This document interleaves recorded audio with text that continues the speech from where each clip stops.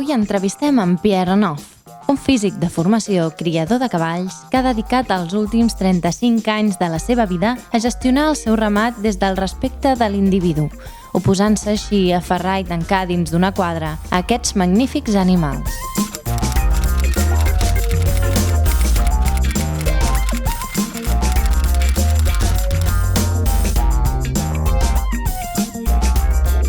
Pierre ens explica que la creença d'aferrar els cavalls és sòlida i difícil de desmuntar, però que ell no busca ni problemes ni discussions, senzillament es limita a entregar els seus estudis perquè la gent faci el que cregui correcte per tal de tenir com a soci el seu cavall.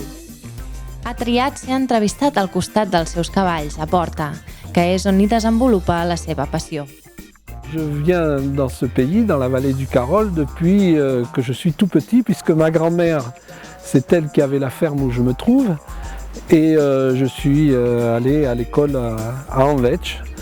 Et quand j'ai terminé mes études d'ingénieur, je suis venu m'installer ici. Et c'est un peu le hasard qui a fait que j'ai rencontré les chevaux, puisque je voulais accueillir des jeunes de la ville et leur proposer une activité dans le milieu rural.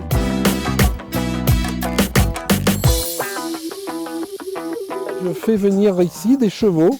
Très vite, je mets en application ce que je savais sur la dynamique et la mécanique et je conçois très rapidement que le ferrage ne convient pas à la locomotion équine. Et pendant toutes ces années, je vais perfectionner mon approche de la locomotion et comprendre que, entre autres, la pose d'une partie métallique sous les sabots des chevaux est complètement perturbante à la fois pour leur locomotion, mais aussi pour leur métabolisme. Donc je vais faire évidemment quelques erreurs d'approche avec mes partenaires. Ils sont tolérants et ils comprennent très vite que nous allons instaurer ensemble un rapport de confiance.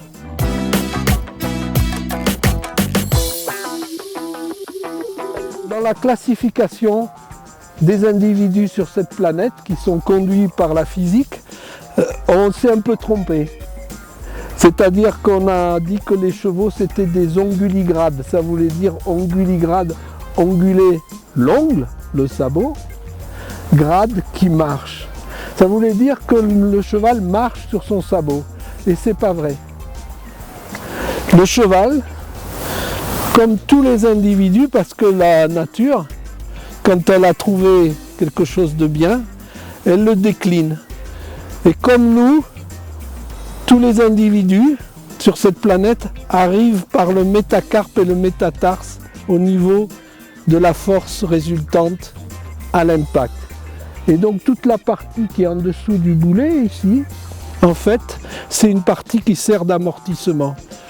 Le cheval, lui, il va avoir besoin que tout le système du bout du doigt amortisse l'énergie qui est importante puisque c'est un individu qui va à la fois vite et qui est corpulent.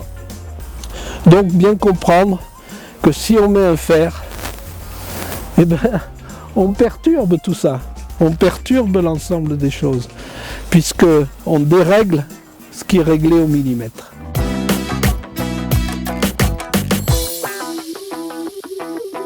Le cheval, il ne mange pas les grandes herbes. Ce qu'il mange ici, c'est beaucoup d'énergie, c'est les petites herbes, toutes petites, parce qu'elles sont propres, elles sont toutes neuves et elles permettent au cheval d'avoir beaucoup d'énergie. La satiété, ce n'est pas la quantité, c'est la qualité de l'herbe. Et là, les chevaux, ils ont une qualité d'herbe extraordinaire.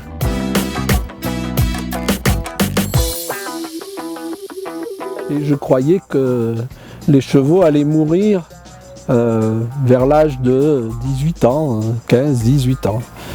Je mets en place un système d'élevage qui me permettra de pérenniser le troupeau et je me retrouve avec des chevaux qui naissent et les autres qui ne meurent pas. C'est ainsi que les chevaux qu'on voit derrière sont là et m'accompagnent, puisque ce sont de vieux chevaux, ils m'accompagnent depuis que je suis là. Ça fait 35 ans. Et donc je cherche un peu qu'est-ce qui se passe. Et je m'aperçois que la pose des fers réduit notablement la vie des chevaux, puisque la pose des fers empêche le système cardiovasculaire, l'assistance cardiovasculaire qui est prévue par la nature au niveau des sabots. Ça a une conséquence très forte sur l'espérance de vie des chevaux. Il faut savoir que les chevaux sont adultes à 7 ans, et souvent on les utilise déjà dès l'âge de 3 ans, alors que ce sont des bébés, et que la longévité fixée par les scientifiques porte l'âge des chevaux en termes de longévité jusqu'à 50 ans. Ici, les chevaux à Porta vivent jusqu'à 35-40 ans. C'est l'espérance de vie. Que pour faire une expérience, il faut avoir un nombre d'individus important. Et donc, le troupeau, très vite, est monté à 80, une centaine d'individus. Et j'ai pu donc, avec des individus venant de toute origine, montrer que des chevaux non ferrés vivaient bien plus longtemps que des chevaux qui étaient équipés de fer et qui étaient souvent sédentarisés et équipés de mors qui déplaçaient le maxillaire et posaient des problèmes respiratoires.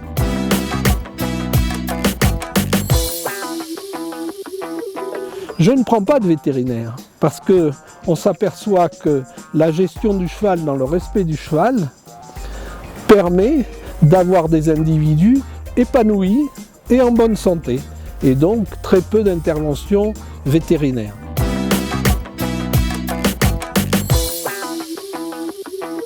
La conduite d'un troupeau ou d'un centre équestre dans le respect de l'individu permet des économies notables, mais ce n'est pas le plus important. Pour moi, le plus important, et je m'en aperçois assez vite, c'est le fait que quand on pose des fers, on génère, puisque la chaîne tendineuse du cheval est perturbée, génère des pathologies très graves au niveau du dos du cheval et de l'encolure, et principalement des tendinites dorsales, là où on met la selle. Et c'est ainsi qu'on est confronté, quand on a des chevaux ferrés, à des chevaux qui ont mal au dos, où on met la selle, et donc ça génère des accidents puisque certains chevaux ne supportent pas et virent leur cavalier. Donc c'est d'abord le fait de ne pas mettre de fer, une notion de sécurité élémentaire. Tous les centres équestres qui ont des chevaux ferrés génèrent des accidents d'une façon potentielle.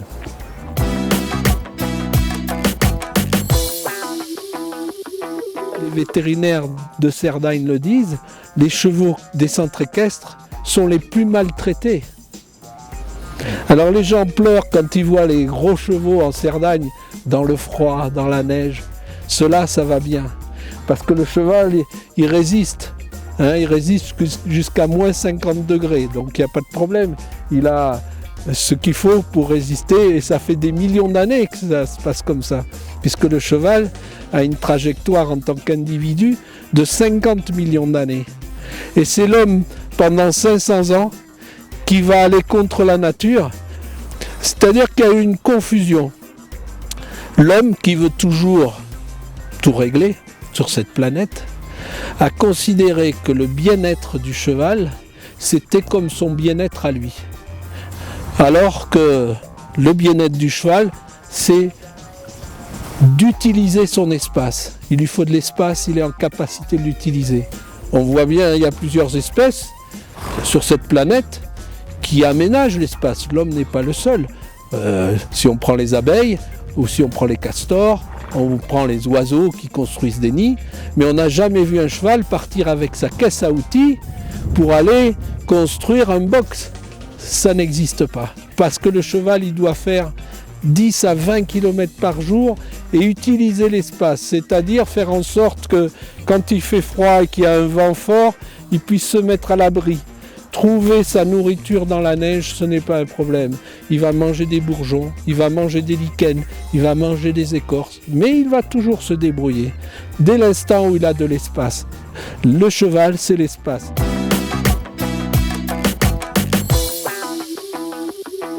Mais la Cerdagne est un pays extraordinaire au niveau de l'élevage. La faune, la flore est importante, mais pour les chevaux, c'est très important d'être dans ce pays par la qualité de l'air, de ce qu'ils mangent, de l'eau. Mais la Cerdagne aussi, pour quelqu'un qui organise des randonnées, c'est extraordinaire. C'est unique en Europe, c'est-à-dire qu'on peut parcourir dans les vallées, sur les plateaux, qu'on aille sur le sommet de la Serra del Cadí, qu'on fasse la vallée de la Yoz, des endroits magnifiques à faire découvrir pour les randonneurs qui circulent à cheval. On passe partout à cheval dans ce pays et ça c'est exceptionnel.